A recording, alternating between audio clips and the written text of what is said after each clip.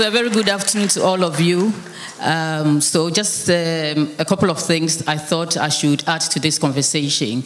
I know that David asked, the panel, but the fact that is agile working just a private sector kind of activity.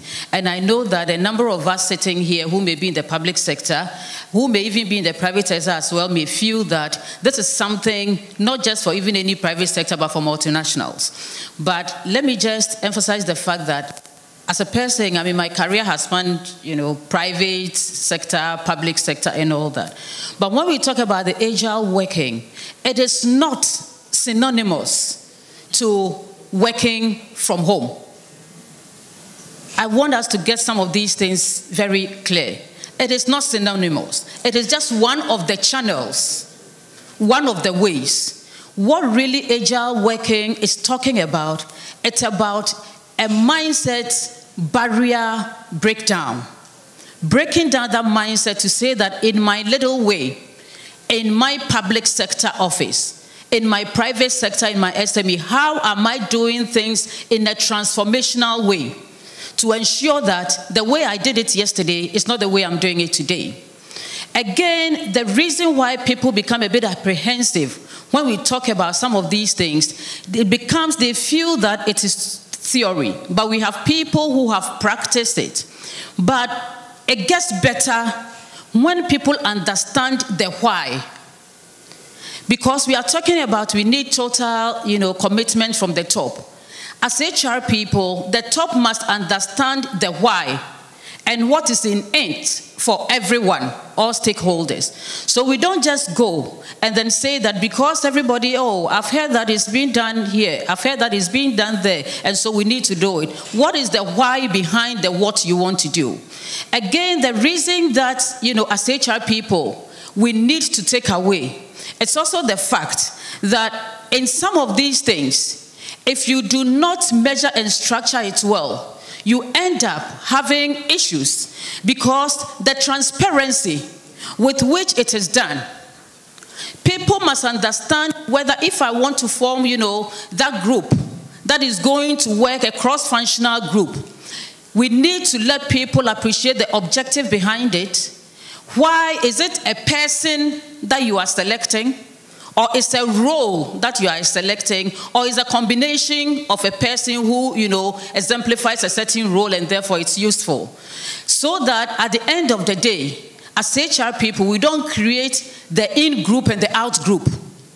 Where in one organization, you could have different cultures. You could have different policies applying to people. And then we find ourselves at the center of it, not knowing, the dilemma, not knowing where to go.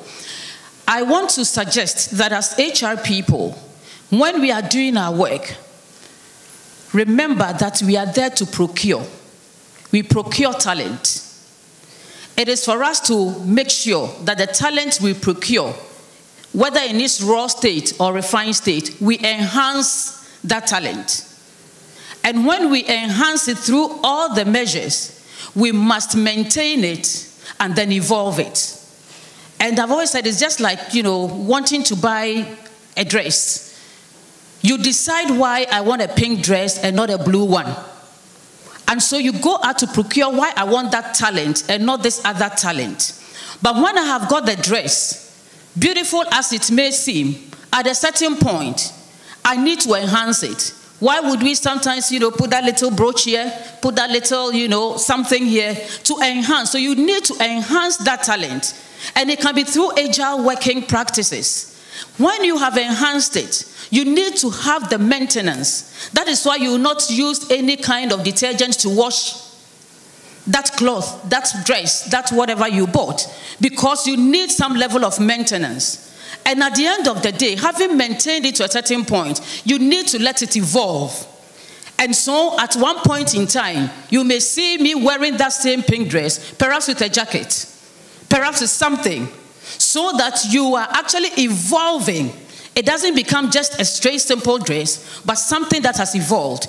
And agile working is all about that. So it is about bringing in, procuring that talent, making sure that you are enhancing the talent through the ways of working, transformational mindset change and all that. and then maintaining that talent that you have procured. Then through your involvement, you are able to say that we have built a culture that is agile, a culture that I can trace from the way I procured, from the way I enhance, from the way I maintain, and from the way I'm evolving, so that that transparency and that structure is around agile working. So please, as HR people, we have those who have tried it. Most people sitting here have tried it, both in public and private. And I have done private and I've done public. And you can do the little meeting times you have, team meetings that you build, huddles that you employ, sending people away on a day to sit somewhere and have your strategy. Little things that don't necessarily mean that go and ask your employers to, evacuate the offices that you have, break down, whatever buildings, because now agile working, we are going to work from home. Wait a minute, that is not it. Let's do it with a focus. Let's get answers from those who have tried it, and let's implement it in a way that gives us, as HR people, some leverage. Because if it doesn't work well, it comes back to bite us. Thank you.